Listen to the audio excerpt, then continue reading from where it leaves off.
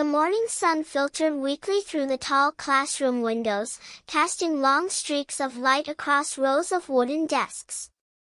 The chatter of students filled the room until the door creaked open and Mrs. Collins walked in, her heels clicking sharply against the floor.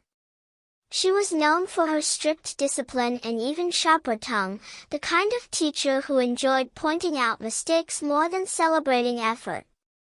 Her eyes quickly scanned the room and, as always, landed on Daniel. He sat near the back, his books slightly worn, his pencil dull from overuse. He wasn't the loudest student, nor the most confident, but he was steady, trying his best to stay invisible. "Daniel," Mrs. Collins' voice sliced through the air. "Bring your notebook here." Slowly, Daniel walked to the front, clutching his old, creased notebook. He placed it on her desk, hoping she would simply glance at it and move on. But Mrs. Collins opened it and smirked. "Is this handwriting? Or chicken scratch?" The week dragged on, No but wonder for your Daniel, grades are every slipping. day felt heavier than the class last. erupted. Mrs. Collins seemed to take special pleasure in finding fault with him. If he hesitated before answering a question, she rolled her eyes. If his backpack looked too worn, she made a comment loud enough for the entire class to hear. Even the way he sharpened his pencil seemed to irritate her. "Daniel, must you take so long?" she snapped one morning as he fumbled with his eraser. "Perhaps organization is too difficult a skill for you." The class laughed again, some students glancing at him with pity, others with amusement. Daniel's face burned, but he stayed silent, his jaw clenched. Every insult cut deep, but he refused to give her the satisfaction of seeing him cry.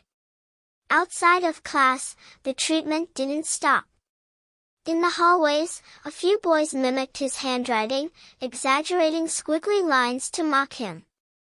Some girls giggled whenever he walked past, whispering behind cupped hands. It was as though Mrs.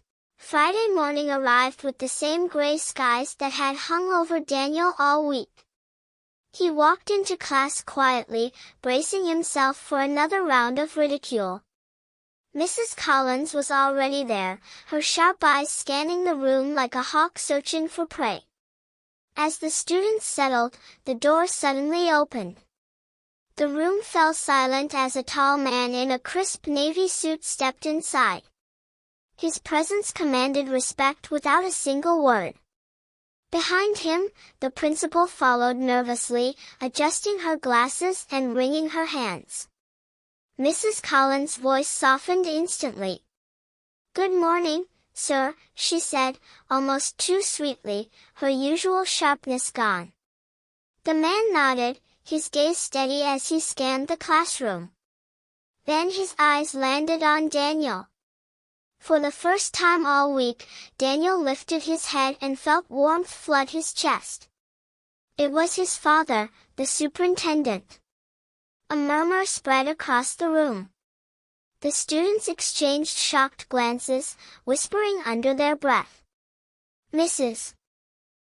Collins froze, her confident smile fading into a nervous twitch.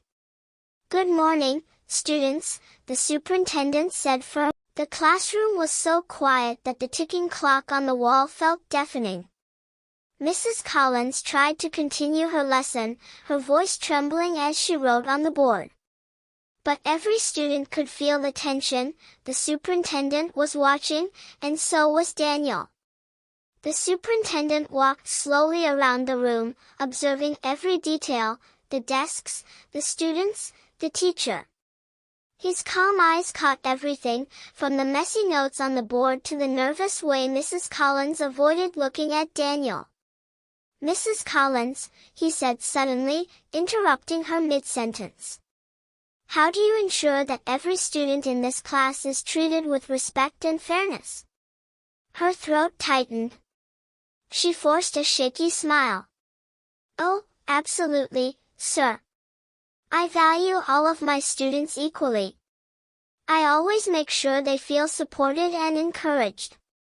The words sounded rehearsed, almost desperate.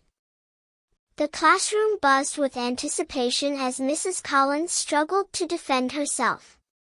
Her voice cracked, her excuses flimsy against the weight of truth.